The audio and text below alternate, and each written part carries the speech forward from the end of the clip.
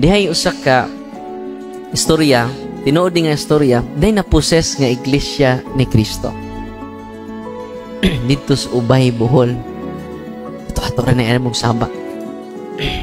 Ang nahitabo, dito na mga ministro. Naman sila yung mga awit. Kanta sila dito, mga religious songs.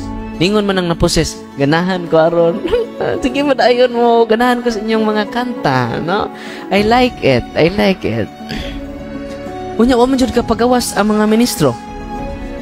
Sa mao nga naposes nga iglesia ni Kristo na may mananabtan dito minatay. Lula, ang mananabtag minatay ba? Nakusog kayo mo kantag, Salve Regina, Mater Misericorde, Vita Dulcedo. Gi-invite sa ilang silingan ni Iglesia ni Kristo. Tawag atong mananabtan, be. Suway ko nung papray ni. Pagkanta Salve Regina, pagrosaryo, ayaw na napabalikan ng tiguang, kanang tiguang kanayang kanta, sakit kayo.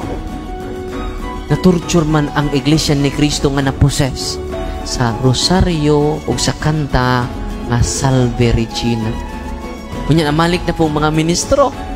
Mingon na mo po ang poses. I like your song. I like it. I like it. I like it.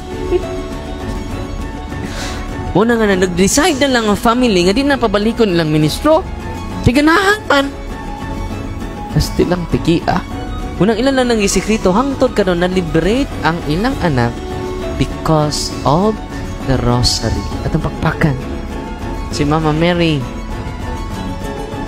Nalipay ba mo? Unang kitang tanan niya ni Adini karon, ingon si Saint John Paul ba to? The 23rd. Kung doon nalay 1 million magrosaryo tibok kalibutan, ma-convert ang tibok kalibutan kada adlaw. Yan karon mga tanan ko nyo. Kinsa may magtigrosaryo kada adlaw? Kinsa be? Gamay ra kaayo. Mga lula na jud, no? Gamay ra jud kaayo, no? Unang karon ako mong pahimangnuan, powerful kay padunggon ta mo ha kay nagduda man muna ko. Usa ka altar boy, akong altar boy sa Valencia. Walking possessed. Munang di ko mag-deliver sa senyoron.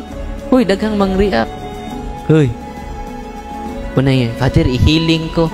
Go to your priest. Ako mong padunggon ha sa yawa. Yawa mismo. Ready na mo? Hoy. Ready na mo? Ready na mo dagan? Uy, ay mong kadlos yawa. Kay mga yawa, talawan kay dako. Abi ninyo, ang mga demonyo, talawan kay dako. Labi na si Lucifer. Jesus Christ, the Son of God, was born for you and me. He came to bring the good news, from sin to set us free. The blind, the deaf, the lame, the poor, His power meant to see. He gave His life upon the cross, eternal life the key.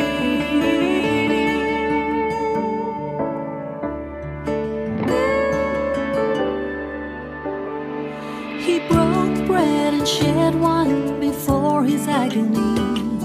We share the body and the blood in His memory. To make His message known is our responsibility. So here we are to pledge our lives to the Lord.